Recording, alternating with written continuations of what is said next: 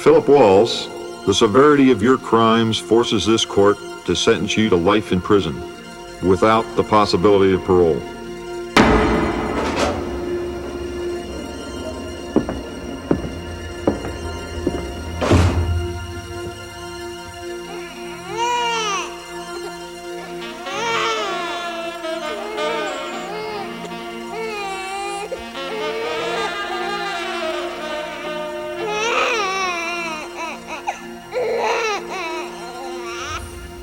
We are facing a crisis in our country today.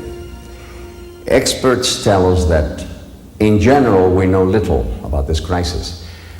But they also tell us that if we don't learn more and act on that knowledge, it will one day blight our social landscape.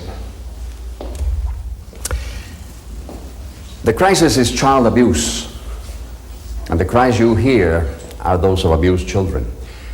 As many as 90% of these kids will spend most of their lives right here. Because there is a frightening relationship between abused children and criminal adults. In fact, 90% of all men who are in prison today were victims in one way or another of child abuse. The problem is with us today, and it awaits us 20 years down the road. Child abuse feeds on itself in a constant cycle of destruction, passing from one generation to the next like a genetic cancer. And when you understand that 20 years from now our society will be looking to these individuals for leadership, it's a crisis of epidemic proportions. To paraphrase Alice Miller, the famed Swiss psychoanalyst, it is impossible to find one person who beats a child who was not beaten as a child himself or herself. In other words, behind every act of criminal violence, there is a story.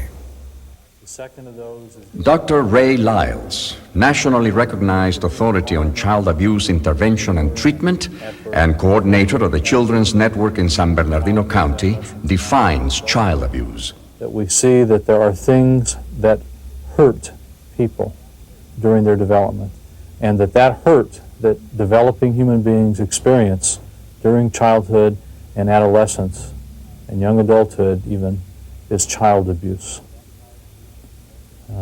That child abuse may take the form of physical abuse and excessive beatings, physical damage. It may be emotional abuse, emotional neglect.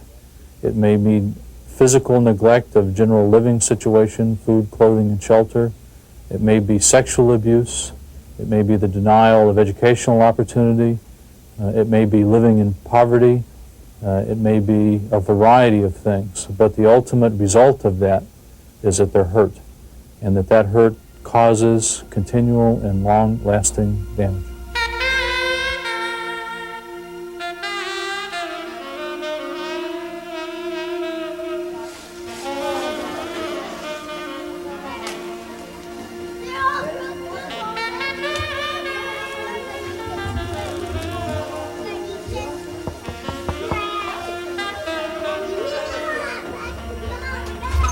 The occurrence of children at risk is most prevalent here in homes frustrated by poverty, unemployment, alcohol, and drugs. You guys fight?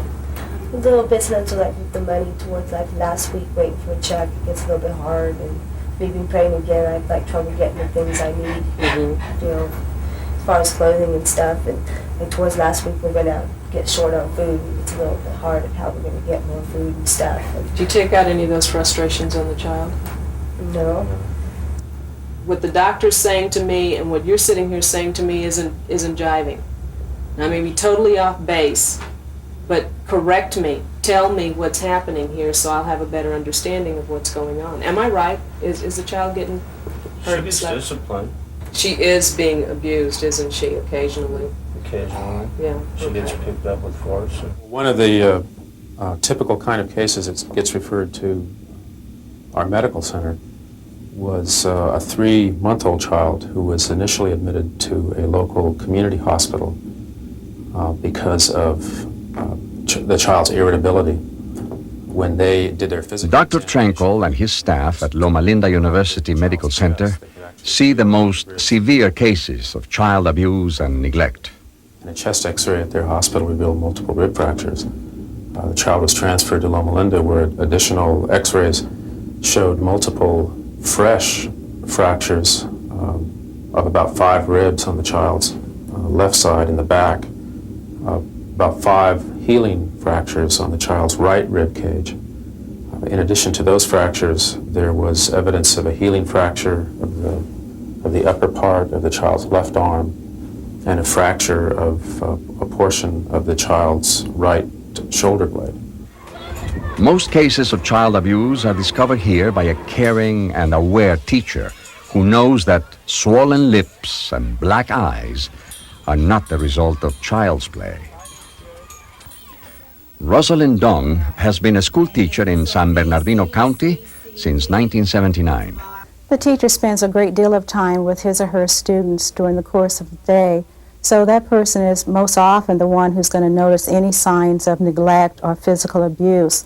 They see whether or not there's any sudden change in the child's behavior, and also they can tell just by looking at the child how that child feels, whether they're coming to school dirty, needing some kind of special care. The problem of child abuse, its complications and tragic results, is illustrated in the life of Philip Walls, a young man whose story begins and ends right here in San Bernardino County. Philip first came into our system at the age of 8, when along with his younger brother and sister, he was found unattended in his mother's apartment. Philip Walls. We had to go I basically had to do all the stealing for my little brother and sister, because they were, about this time, they were only 7 and 5, something like that. And I was about 11, and had to just keep going on, same old thing from since I can remember. And again, my mom got reported, and by this time, was the time my mom left us in the theater, and we came back and couldn't find her for about a week. She was off someplace, I don't know. And I think this is the time when Leo tried to chop her up with a meat cleaver, and she went in the hospital, and then we were taken away, and we were put in another foster home this time. We were put together, and I didn't adapt there, and I ended up running from there and being placed in boys' homes. And I saw Philip and his brother and sister, however. Dr. Lorna Forbes, clinical professor of child psychiatry, specializes in the treatment of children. When I saw them first, I talked to Philip, and he, more than the others, was able to describe the extent of the abuse which had occurred in the family and the terrible neglect, to such an extent that Philip was often having to steal in order to give his siblings food. He really amounted to the parent half the time in this situation. The children were removed permanently from their mother and placed with a foster care family. 12-year-old Philip did not bond. At 15, he was arrested for lewd and lascivious acts upon a younger child, as well as burglary and petty theft. we ended up getting more violent. It seemed like the more we did, the more we got, the more violent we became. In 1983, Philip was before the court again. Only this time, it was not because of his mother's neglect or because of his own petty acts of juvenile delinquency. This time, it was for acts of adult criminality. The tragic cycle had run its course. Juvenile court, a critical juncture in the lives of children like Philip Walls. When intervention is ineffectual or non-existent, these unfortunate children find themselves here, exiting the world of social services and entering the world of criminal justice.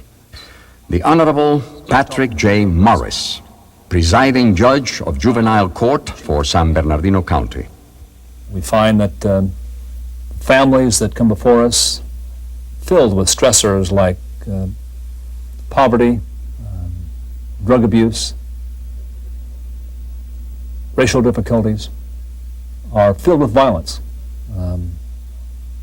That's a standard hallmark of these families. The kids see their parents knocking each other around.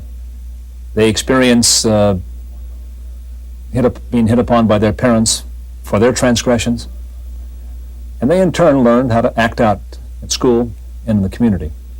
They learn that it's acceptable to knock on other kids to solve their problems. We have social workers that come before me each day trying to explain to me why their reports are late, why they have not interviewed children, why they haven't made their monthly required contact. And I have to chastise them, admonish them about their legal obligation. Yet I fully understand how difficult it is for them. They should have caseloads of no more than 20 to 25 youngsters. And they're working these days with almost double that number. They're lucky to make the required monthly contacts. This is Child Protective Services in San Bernardino County. The 156 social workers who staff this office are responsible for following up every reported case of child abuse or neglect. With workloads running as high as 3 times the recommended average, these workers are caught in the frustrating imbalance between available resources and the staggering demands made on them. Veteran social worker with Child Protection Services in San Bernardino County, Adela Cook. In dealing with families and children who are victims of abuse, it is difficult to provide a lot of the families with the services that they need to change their lifestyles and to change the way they function as a family unit. There are cases that are handled by this department with children who have been either severely physically abused, burned, beaten, broken bones, battered. And the biggest problem in dealing with a lot of these cases is that we do not have the kinds of resources that we need to have to provide the families and the children with adequate services in order to mend those families. Unfortunately, the resources that the state, federal, and local governments are able to allocate toward this rather large group of children at risk, those resources are inadequate to do the job. They have been inadequate in the past, they are inadequate now. The system is terribly overloaded. In fact, it could be described as crumbling. But when you think about it, these problems don't simply belong to the juvenile court judge or the probation officer or the social worker. They belong to all of us. Our public agencies simply do not have the resources sufficient to solve the problems facing us. It's imperative that we get the private sector involved. The crisis of child abuse is very real, and it affects all of us. Phil Walls will never again stand where I'm standing, on the free side of the cell. And that's a tragedy. But we are learning that the real tragedy is that if Phil were to get out of jail and have a family, it is all too likely that one of his children would end up the same way. It's hard to imagine the things that happen until you're here. when you hear it's too late to change paths, and I tell them that they better change before they do end up in a place like this.